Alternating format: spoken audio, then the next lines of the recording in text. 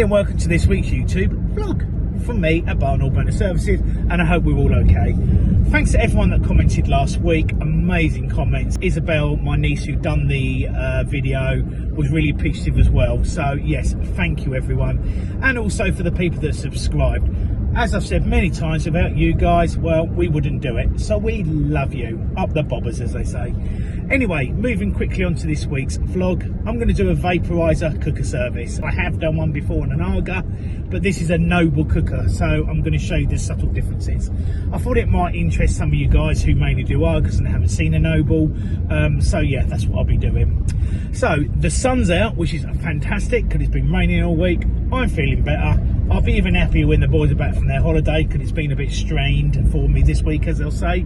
Yeah, well, I'm not going to go on. Let's just get on with it. Enjoy this week's vlog.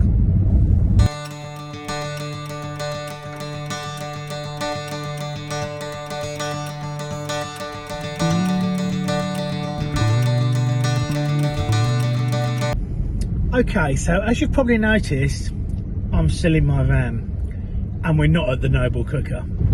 And the reason for that is because I did actually get there and they've left it turned on. So I can't service it because it's too hot. And yes, I know there's people out there that go there, turn the Noble or the Aga off and then service it and then fire it up again, but we don't. And the reason we don't do that is because you can't check the insulation inside the Aga and do all the other checks when it's red hot. So yeah, I'm sorry about that. Unfortunately, you didn't get to see the Noble. So what am I going to do now? Because today's Friday, it's 1 o'clock and the vlog goes out at 6 o'clock tonight. What I'm going to do is a breakdown. I'm off to a breakdown now.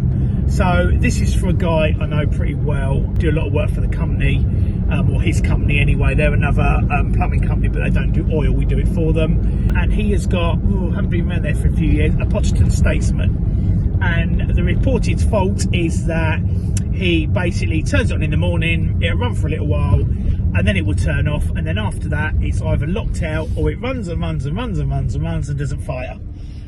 So that's what it is. So going back to the previous vlog, I've explained this before, I'm guessing potentially control box, and it may be damaged from the motor, so we'll do the little test on the motor to make sure we've got 50 volts going back to the control box and not 240, because that might be the reason it's popped. But we'll have a little look at that. So that's where I'm going now, not the Noble, a Potterton Statesman. So yeah, I'll see you there. So here it is, Potterton Statesman. So I have just pressed the reset button because it had locked out and it's running at the moment. However, it did sort of like drop out and refire a few times, which suggests nozzle not reading the light properly, stuff like that. So obviously I'm just waiting for it to go wrong now and we'll see what happens. I just need to warm it up basically. So we're about 10 minutes on, and as you can see in there, it is a flame, but it's not the best flame in the world ever. Just done a quick vent check while I'm here. As you can see, the flexible oil line is outside the boiler, which is a no-no. I do believe this guy's changing the boiler soon anyway. Obviously it has got its remote acting fire valve there. So yeah, I'm literally playing a waiting game at the moment. So yeah, let's hope it's soon, eh? So we're 15 minutes in now and it is still running. However, if you listen, you can hear a bit of a like yang, yang, yang, yang. So that's telling me that the winding's starting to go on the motor. Not sure that's the cause of it at the moment, but yeah, that's something I have noticed. So we're just going to let it get up to temperature and then yeah, we'll see if it refires and goes from there. So it's up to temperature now, so let's turn it up again. Let's see if it's going to go wrong. I really hope so, because it's 20 minutes in now and it hasn't done anything yet. Okay, so fingers crossed.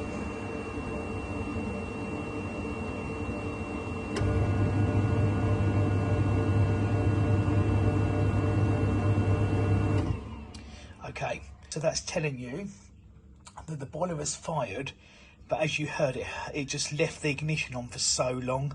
And as we all know by all 40s, as soon as they fire, they go bzzzt, that's it, and away they go. But you just heard that keep buzzing for a period of time. And even though there was a flame there, it was just reading that there was not really any light going on there.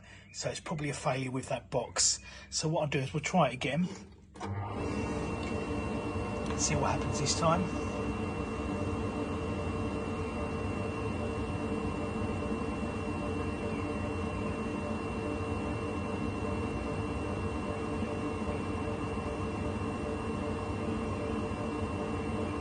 and this time it's just going to keep going and going and going and going. So that is every indication that's a control box. So what we'll do is now we'll pull the cover off. I will then check for the 50 volt supply to make sure that isn't damaging the control box. As I explained before, with motors you have 240 volts going into the motor and then 50 volts going back into the control box, which powers the control box. So we just need to make sure that's not higher than 50 volts and it's not slowly damaging the control box before we plug a new one on.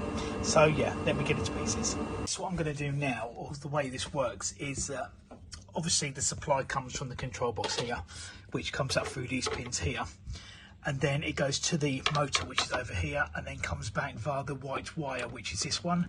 So I'm just going to undo it now, like so. I'm going to take it out of there, I'm going to drop it through the hole, hang it underneath and put it onto a meter, plug the new control box in. The boiler should not go, but we should have a 50 volt supply to that white wire. Let's see how we get on. There's my earth terminal, which I've put in there temporarily for the meter, which I put on auto scale. The white wire is out, the red is in there, okay, and we're just going to turn it on. Now, the motor will still go, however the boiler will not fire. The reason being is because until the 50 volts gets into that, it won't do a sequence of any description. So this is purely just putting the motor on only. So the idea is we don't want that to be any more than 50, 55, 60 volts maximum. We are checking it's not 240 volts, because if it is, that's what's damaged that. So here goes. As you can see, with 54, 53, yeah, just under 54 volts. So that is absolutely perfect.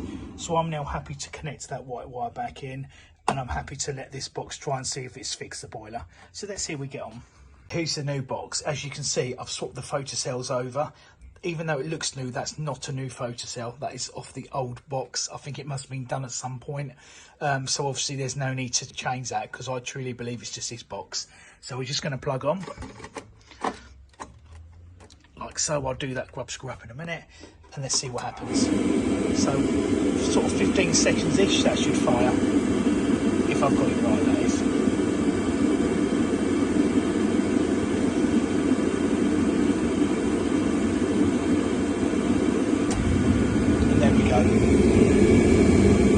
Okay, so what I'm going to do is now I'll sit with this for half an hour or so, just to make sure, because it was a fault when it was getting hot. Unusual for a control box to do it like that. Some people would point at coil. It's not coil, okay? You get coils, BFP coils do that. It's very rare that an R40 does it like that anyway. An R40 coil tends to be faulty from cold, or never get hot and have the chance to go wrong. You know, occasionally I'll get a failure with one, but not very often. So yeah, pretty much in this case, just as simple as a control box only. Okay, so I'm going to sit with it, and then basically welcome back to my van. Okay, so here I am in my van. I'm just going to run over that one again if anyone's got confused. So basically the fault was that it would run from cold for a little while, and then once it warmed up, it would then go to come on again, it would lock out. And then if you then turn it off and try to refire it again, the burner motor would just keep running and the boiler wouldn't fire. So just to go through the sequence there, the reason it didn't go wrong from cold is because obviously it's a failure when something was getting hot, a component getting hot. And as I've said before, Metron coils only tend to go wrong when they're cold as a rule. It's rare for a Metron coil to go wrong. I normally change them because actually the pumps leaked oil into them. Or you have the scenario where the burner motor just keeps running from cold and it's not on box and sell, so the last thing to try is your coil. So that's how rare it is. But on this occasion, the fault about it keep just running and running all the time, you could put down to photocell as well. But the reason I didn't choose photocell this time is because of what happened at the sequence before it did just keep running. And that is the fact that you could physically hear the coil lift, you could see there was a flame, and the boiler was just buzzing away, and then eventually give up the ghost and stopped. That's all things that points to control box. If it was a photocell, it would never have got that far. It wouldn't have run for that long before it locked out. Yes, it does do that on Sotronic control boxes and LOA control boxes. The boiler will fire, run for X amount of seconds and lock out, but that's them boxes. This is Riello, it's Italian, it doesn't do it like that. It's exactly the same as the RDB control box and cell as well.